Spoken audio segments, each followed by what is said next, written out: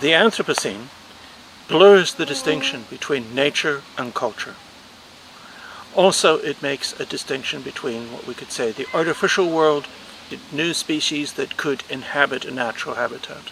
We have moved various species around the world, and now we have problems with invasive species. There's also a pleasant hybrid between the natural and cultural, some sort of a pastoral. Started to investigate what the Anthropocene is going to mean for nature protection and what the impacts of climate change, changing of sea temperatures, changing of the distribution of humidity and so forth around the world will mean for nature protection.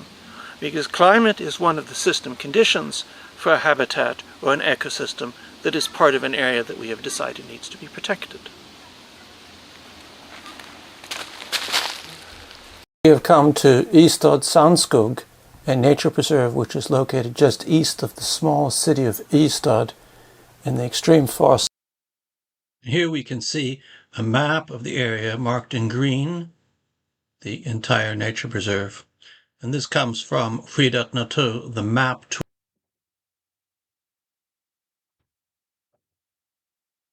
So here we are flying over the Baltic, working our way towards the nature preserve, and we see the dunes and then the pine trees following that. We get a good sense of the whole nature preserve in the aerial view. We see that as we reach road number 9, we see just a bit further beyond this is a camping ground.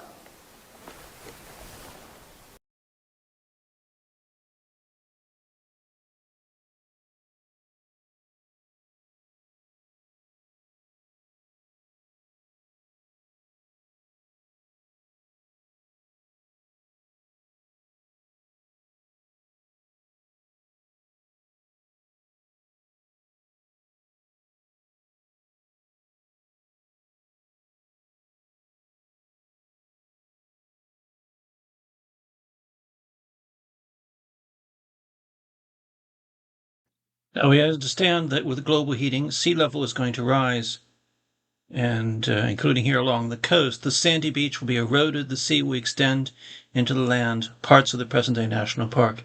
Given enough time, the sea will move closer and closer to Road 9 and the campground.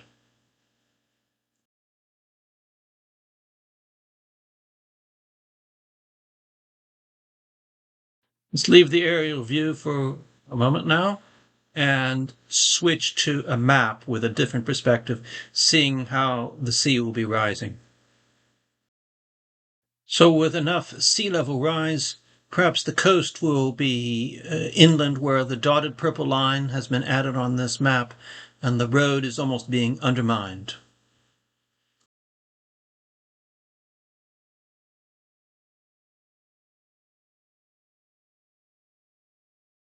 Coming right up, we look back at the map tool Fridat Natur, and we can click on the area marked as the nature preserve and see what I call a decision box. We can go link on to the reasons why the nature preserve was established, what is worth protecting, what is in the nature preserve, and if there have been any updated decisions since it was originally established as a nature preserve.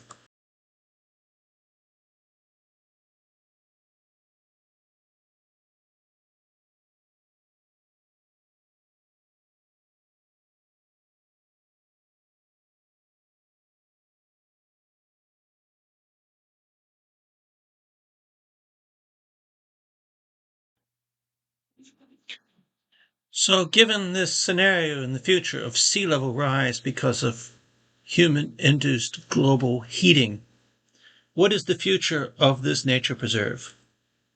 Is it the location, the area we want to protect, or what is presently in the location that we want to protect? If it is the area per se, then let this supercharged nature run its course. The new nature, because of human-caused global heating, the forest will change to a shallow part of the coastline, and the nature preserve regulations and decisions will have to adapt to the new organisms that are living there. The reason for the national park, the nature preserve, will change. things would change if we looked at skyddat natur there.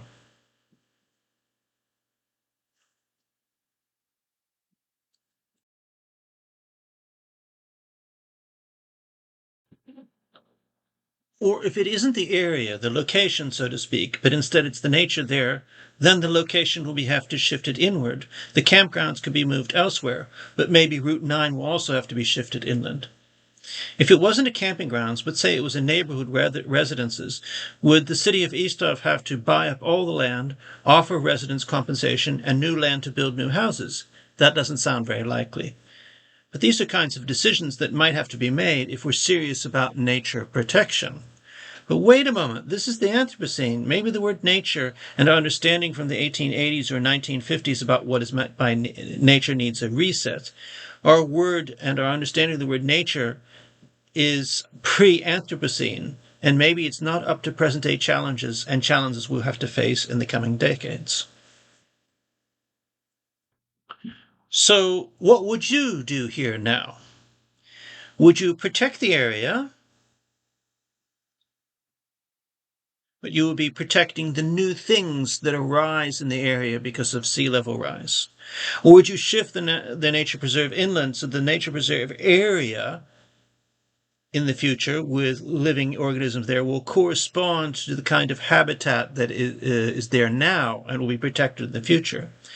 Or you just give it all up and let somebody build condominiums on the new coast where road number 9 is now, and just let the location, a new location that corresponds with the existing Istad Sandskog Nature Preserve, let that be established somewhere else.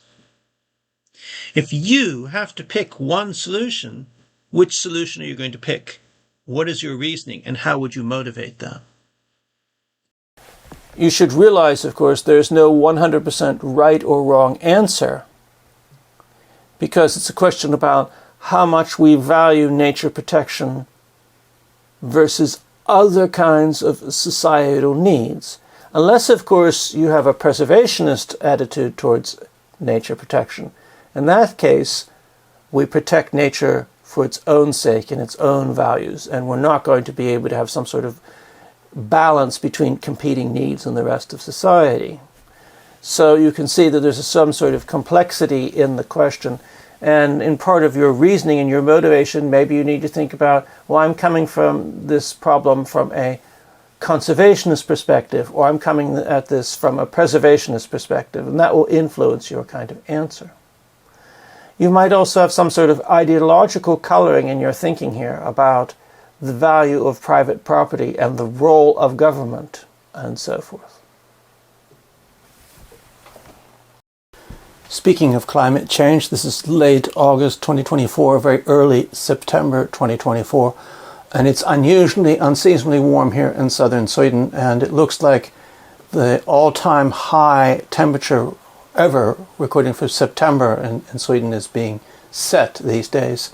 And I record some of these lectures upstairs in my house, and of course, being Sweden, we don't have any air conditioning, and so it gets too hot in the afternoon up here, and so I've had to sort of break from one day to another, and we'll continue recording in a moment. Now we're going to move from Istad Sandskog, a nature preserve in the south of Sweden, and we're going to be moving north to another area with nature protection, a national park. And this national park is located or covers some of the mountain range in northern Sweden, which Sweden shares with Norway. It's not some of the highest peaks, and some of the peaks are separated from the main range. And we're going to see what could happen there with climate change in the future. Be at the mountain range, but we're going to be closer to some isolated mountains that are not right by the border. We're going to go to Pela-Kaisa National Park, and we'll be able to see again on a map where this is located using the Swedish EPA's nature protection site, their map tool. We'll see where this national park, Pela-Kaisa, is located. This was one of the first national parks which was established in Sweden, together with the others in 1909. We can click on the area of the national park and we can find important information in documents like the maintenance plan from 1991. We can find a scanned copy of the original decision founding the national park in 1909. And we can see here that Gustav, that is the king, submitted the proposal to Parliament to establish this national park and the others in 1909. Obviously, the king had some help doing all this work. But at the time, establishing national parks in Sweden was a very ad hoc kind of thing, as opposed to when we come into the latter half of the 1900s, when it is the Environmental Protection Agency, which has a particular routine to establish this in, as opposed to much more ad hoc, the king's idea about what will be a good place, based on some advisors. Why was this national park established? We can see that there were some ecologists, naturalists, whatever title we want to give those people, that identified what they referred to as leafy meadows in this area as something which was rather unique, and that there were mountain birches in a particular area, and the birches were only 8 to 10 meters high. They also found on the first floor what they called at the time herbal vegetation. I think in more modern language we might say this was a deciduous leafy litter forest floor, as opposed to the other forest nearby which consisted of spruce, and there would be a lot of needles, spruce needles on the forest floor.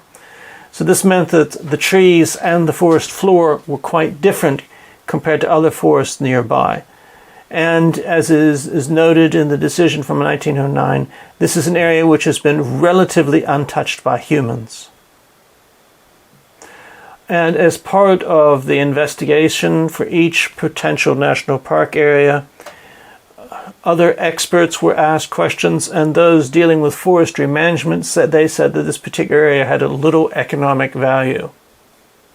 So when it came to nature protection versus other goals in society, those other goals were very low, and that meant that it was easy for nature protection to become very important because there was no economic loss. At least that's the way it was being reasoned in 1909.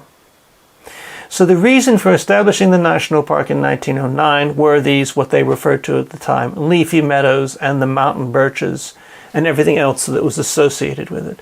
And the national park consists of several peaks, where the peaks are so high there are no trees growing on it. It's essentially a tundra. And then this area of mountain birches and so-called leafy meadows. And there were some other places outside of that area which might have had spruce forests that together would become the national park.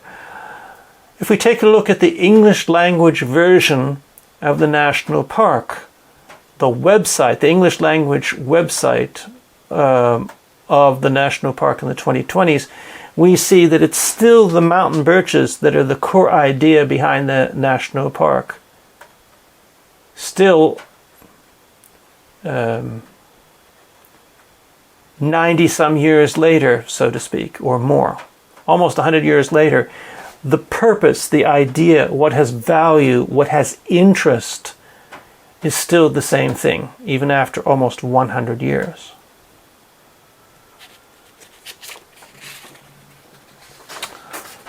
But along comes human-induced climate change, global heating, and no place is not going to be affected by this. What do we think might happen here? Well, we have at lower elevations, we have the surrounding spruce forest, and then we have the leafy meadows, the mountain birch area, which is at a somewhat higher elevation. We have a tree line going up the mountains at some point where there are no trees growing above that. There could be flowers and some very low bushes and grass, but there are no trees growing there. And as temperatures increase, the tree line can creep up the mountain because certain species of trees can survive because it's become a little bit warmer. And if you have a tree located right at the tree line and you have some seeds that fall on the other side of the tree line, maybe a new tree will grow up there and will be able to survive. And this means that the tree line goes up the mountain. and this is happening in a number of places around the world, that vegetation zones are sort of moving up the mountain. It isn't that trees are lifting them up themselves and walking and planting themselves or anything like that. This is a slow process. It takes decades for the tree line to move a considerable distance. In some places it's very fast, in other places it's much slower. And at the same time, what we have from below is we have that the other forests below at a lower level, there's a tendency for there to be some sort of encroachment on the mountain birch habitat. That is to say, some spruce trees are establishing themselves in among the mountain birch, which means that the uniqueness of the area will become increasingly diluted in the coming years and in the coming decades, as it's no longer a mountain birch forest. So we have a shifting of vegetation zones, we have a shifting of habitats which was taking place in the national park because of human activities at a global scale, not because of anything that's happening there. And given enough time, and of course if global heating leading to a climate change locally in that area isn't too fast, then we can imagine that a lot of the mountain birch will be able to push up into the mountain as the tree line continues going higher. The possibility for trees to grow starts going higher and higher up into the mountains. And at some point in time, in the future, you have on the top of the mountains mountain birches, and these will be almost like an island of mountain birch, a particular habitat which is different from the surrounding sea of spruces, which will be much lower and will have overrun and taken over the whole area where the mountain birches are. So a question that one must ask, or one should ask, is, so what's to be done about all this? The situation is somewhat similar, but it's also different compared to the sea level rise along the coast at Istad Sandskog Nature Preserve. Going back to the Istad Sandskog Nature Preserve, we have this pressure, the sea is coming in, there's not much we can do about that. There were a number of options, and you had to make up your mind which option was the best and why. We see here it's not some sort of sea, it's another kind of forest ecosystem which is pushing, so to speak. It's encroaching on the area, and at some point in the future there's nowhere for the mountain birches and the leafy meadows to go because the mountains stop. They can't go up into the sky. And so what kind of possible solutions are there? Well, we could have the solution of saying, there isn't very much we can do about this. What we will do is that we have the area, the location on the map, where we have the national park, and there will be a transition which is going to take place during decades, perhaps hundreds of years. And whatever is in that area will be protected.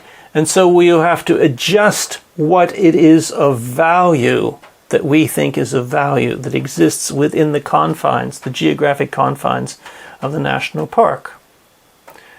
And we will just let this new kind of nature run its course. So maybe we'll keep paths in place for people to walk through there, and on the edge of the national park there'll be some sort of facility for people who are visiting the national park, and that'll be that.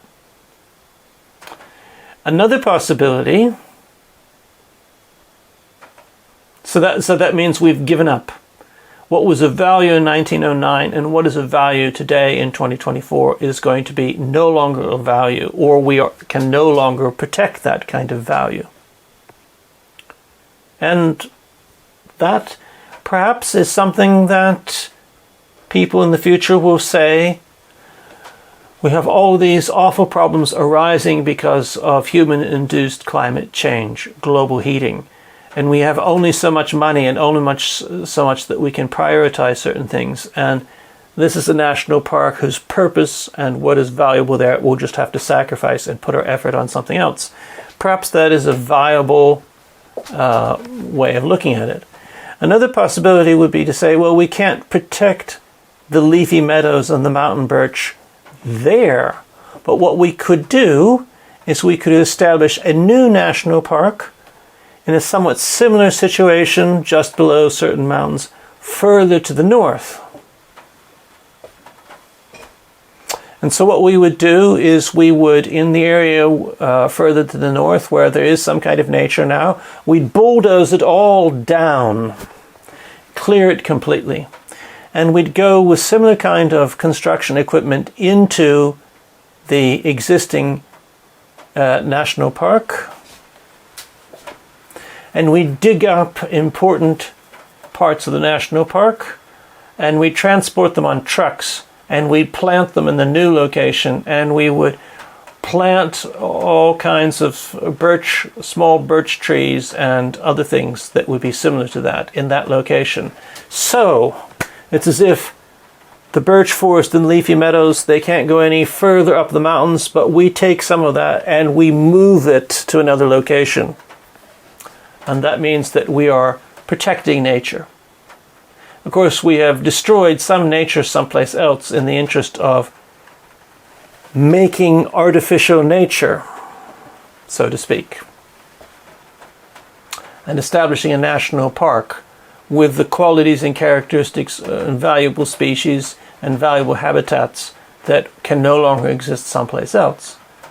And perhaps that, ignoring the cost and so forth, perhaps that is a kind of artificial nature that we might have to come to accept more and more during the Anthropocene, as opposed to further back into the past in the 1800s, when there was little in the way of global human impact. There were localized impacts, and national parks were established to protect areas of nature from industrialization and human impacts. Now, I suggested two solutions there. Another possible solution would be to establish some sort of perimeter, some sort of high fence that would attempt to keep the encroaching spruce forest out, and that you would have employees working for the national park that would be cutting down the spruce trees that somehow managed to get past the barrier. And of course the barrier might be keeping animals that want to, for whatever reason, go in and out of that part of the national park. So that would be a bit of a problem. We couldn't just have a simple fence, because you would have the spruce cones falling, and you would have, through the fence, and you would have spruce trees growing up on the edges of the mountain birch forest. That would be another possibility. And we're in the same situation before. We have a number of solutions, and if you had to choose one of those solutions, why would you choose one of those solutions? And how would you motivate that? Again, we can think about preservation, we can think about conservation, but we can also think about what we mean by nature and the Anthropocene in terms of nature protection.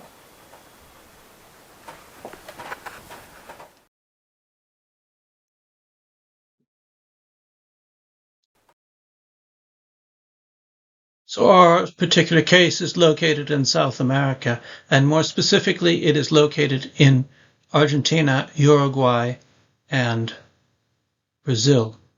And it includes a fictitious animal, a kind of stork, the western stork, Circonia occidentalis, which doesn't actually exist, but it could exist.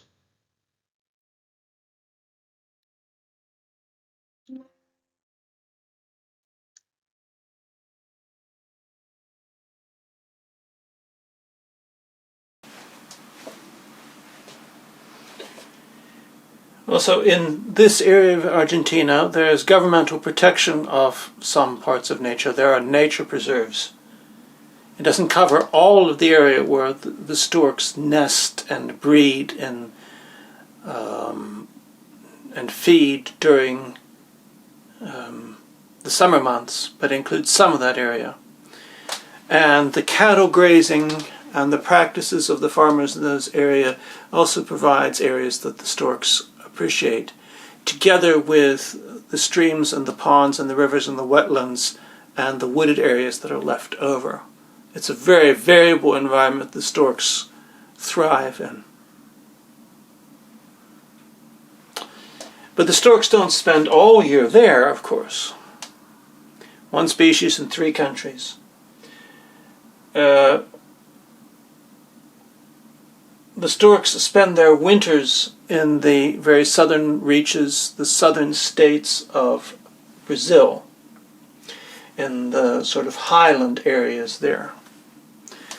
And when they're migrating there, they typically stop in this area of Argentina, in this area of Uruguay here, where there are some wetlands along the Rio Plata, the river which is flowing like this and coming into this estuary, this huge bay leading into the Atlantic. I should also mention before I forget here that storks typically avoid salt water. They want to have fresh water.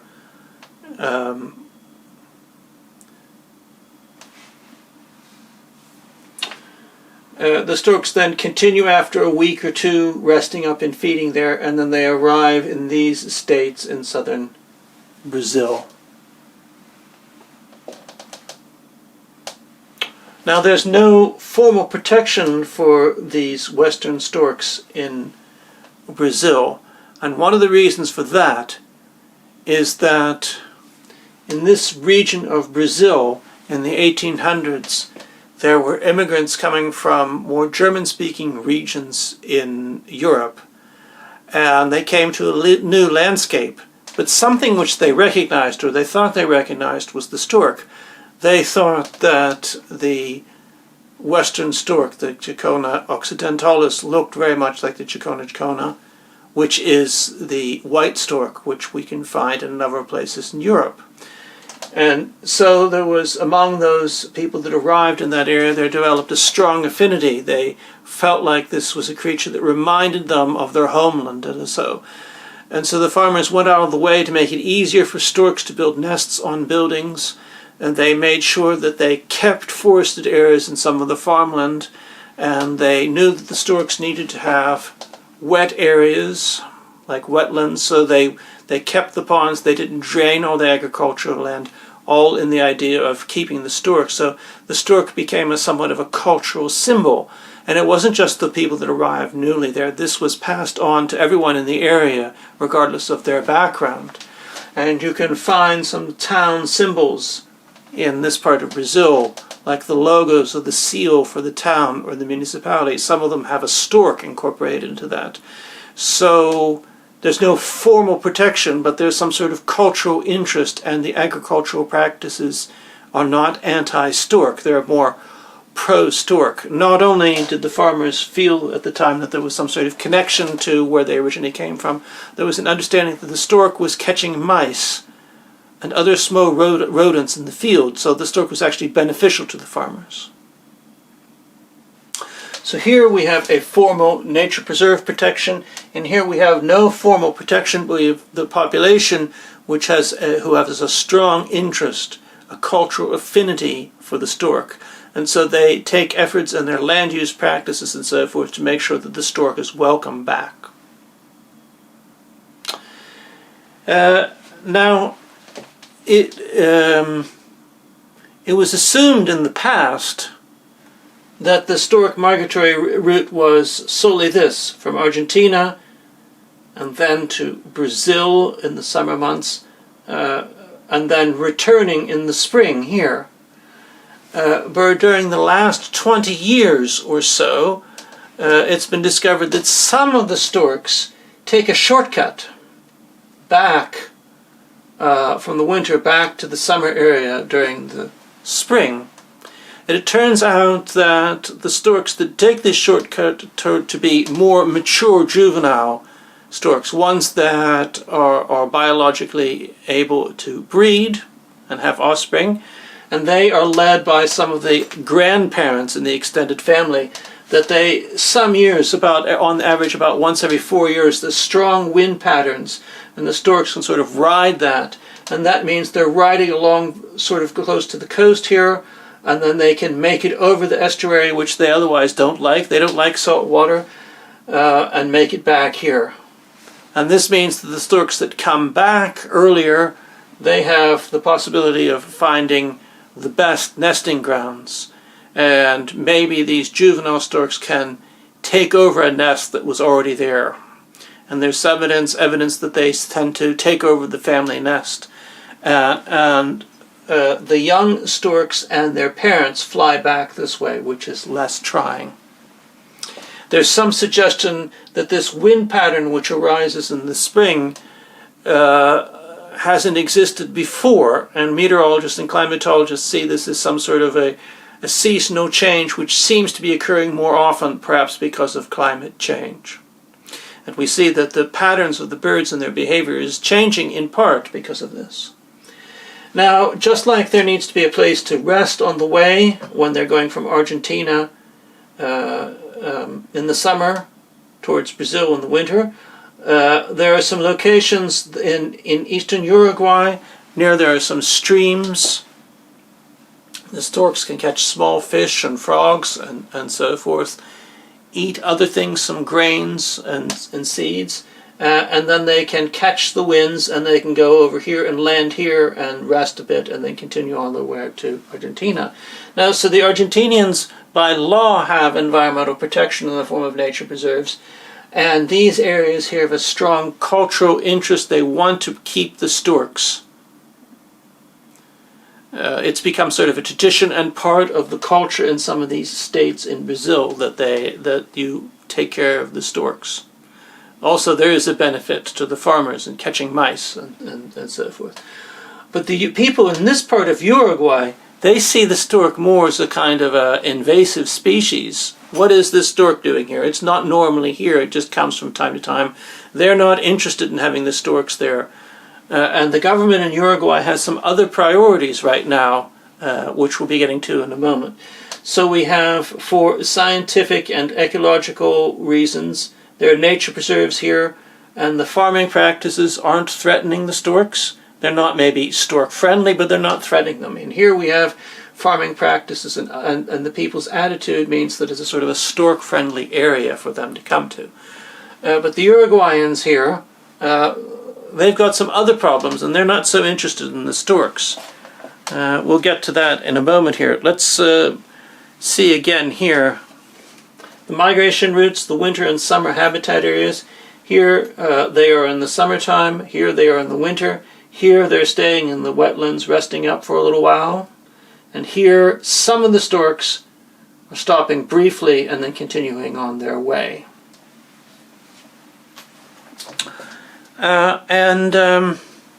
This we can see in this picture here from Wikipedia, the Swedish Wikipedia. We can see a picture of a stork.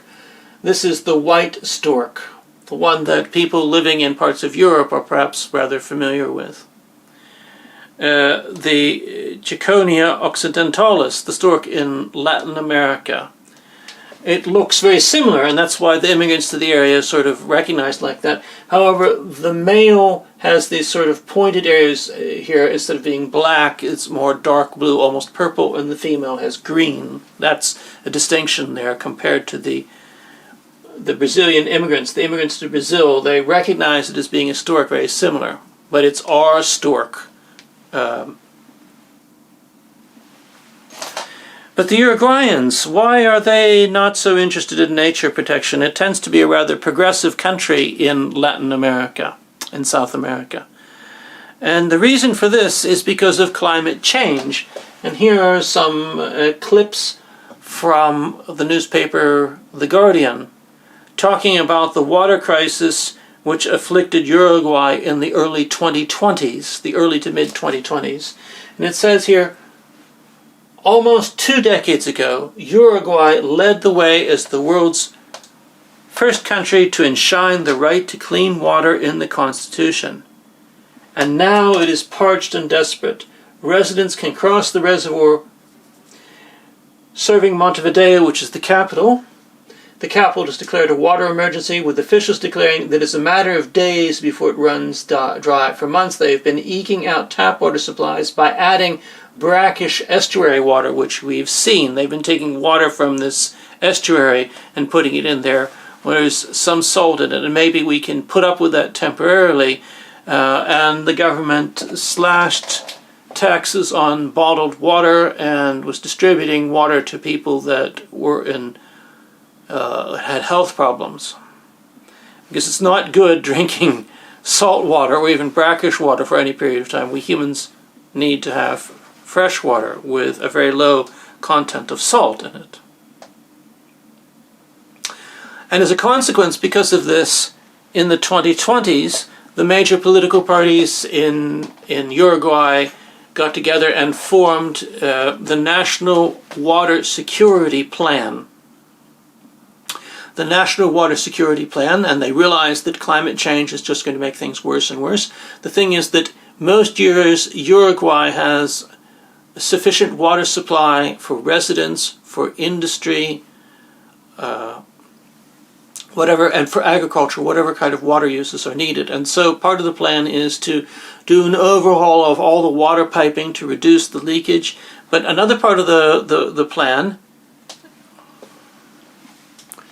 is that in a number of locations around the country, they're going to build dams, not for hydroelectricity.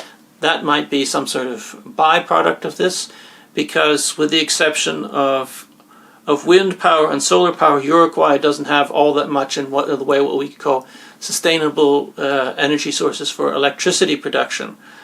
But the idea here is they'll be damming up water so they'll never have a water shortage problem ever again, and they'll be building pipelines to the coast where the majority of the population lives, and there won't be any agricultural problems. For Uruguay, it's important with agricultural exports, an important part of their economy. And they're trying to take this long-term strategy for water security, realizing that climate change is, during coming years, going to cause there to be droughts in the country, even though most years they don't have any problems with water. So thanks to global heating, this country and so forth, and they have written in their constitution the right to clean water for all citizens, and now the political parties are putting this big effort into making sure that all citizens will have clean water, that industry and agriculture in the country will have access to clean, fresh water. Part of also the strategy plan is to build near Montevideo a desalination plant where they'll be able to take in water from the ocean and eliminate the salt in that, or reduce the amount. And the idea here is that instead of taking fresh water for flushing toilets in new building construction, they'll be hooked up for this sort of water which isn't fresh water, and they'll be able to use that for flushing toilets because there's no need of being fresh water. So this is actually although I'm not sure where the energy is going to come from, the desalination plant. Perhaps it'll come from burning fossil fuels, or maybe they can use wind power. But the whole point here is that Uruguay, in concern of its residents and its future and its economy, is making this big effort trying to adapt to coming climate change.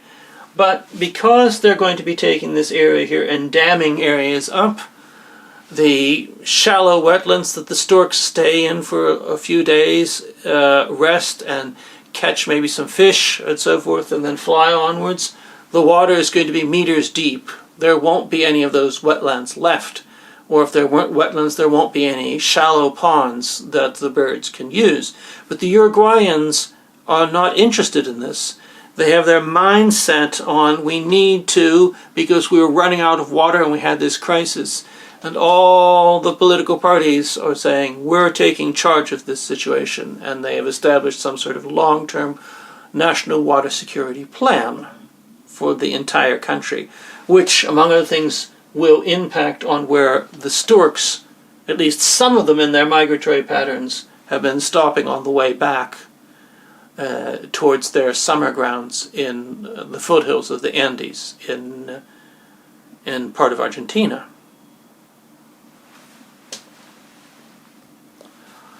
So instead of just a map, let's have some sort of summary here.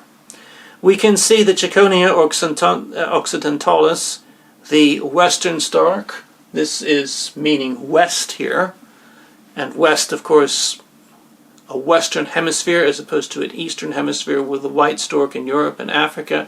But it's also that there's more than one species of stork in South America, and this species is the one that's westernmost in Argentina, and that's where it gets its name from.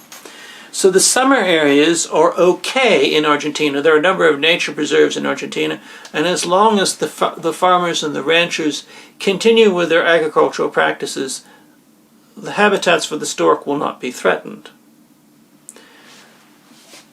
In the fall, the storks are passing by the wetlands in Argentina and Uruguay, but we're going to have sea level rise.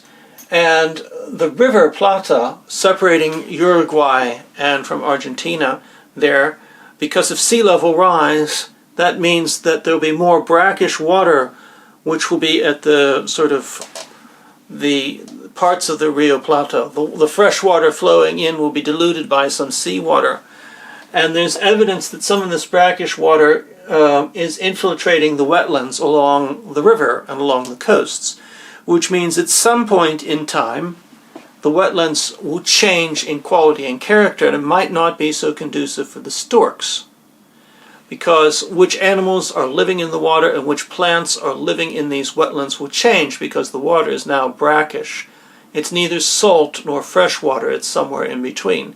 And we know that the storks prefer fresh water and they avoid salt water. And so this could mean that this location that's necessary for the migratory route is going to be less conducive for them in the future, all because of human-induced global heating and sea level rise.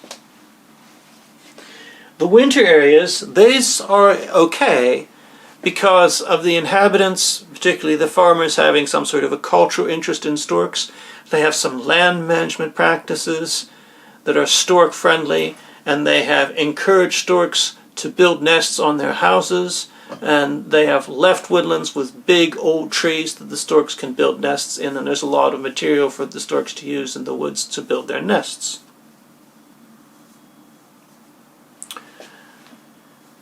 That's taking place in Brazil, and we have in Argentina, it's okay. And then we have this wetland area where both Argentina and Uruguay seemingly have some sort of responsibility to do something. How they're going to solve this? Could they create artificial wetlands further away from the river? That might be something that will be possible to do.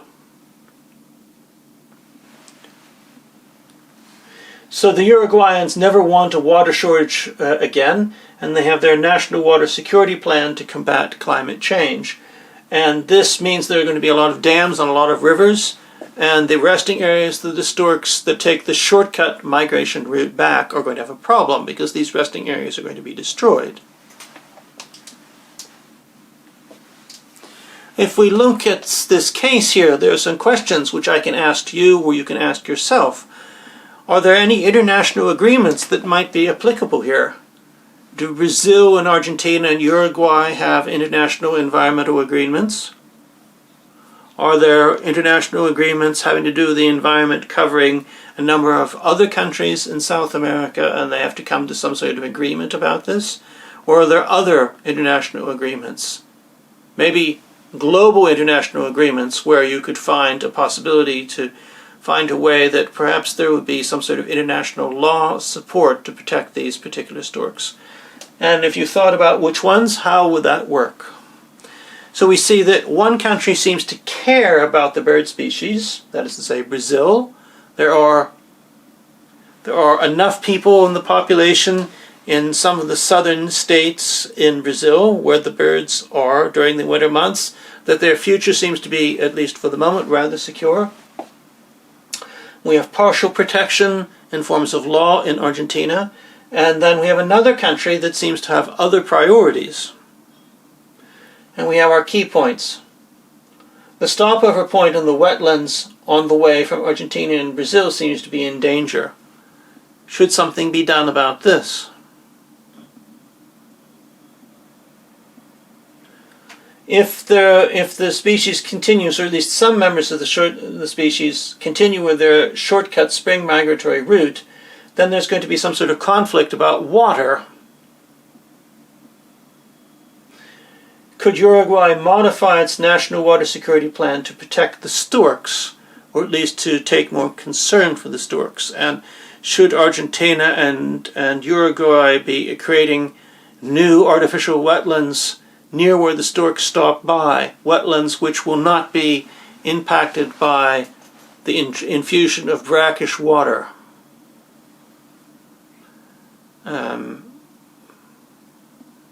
Whose responsibility is, and this is a problem where we have migratory species that nobody seems like, they're not our birds, they're not our whatever, unless there's a particular place where you feel that, yes, there are birds and we can protect them, we're doing our job, but look at that country over there, they're not doing their job to do something to protect this common species.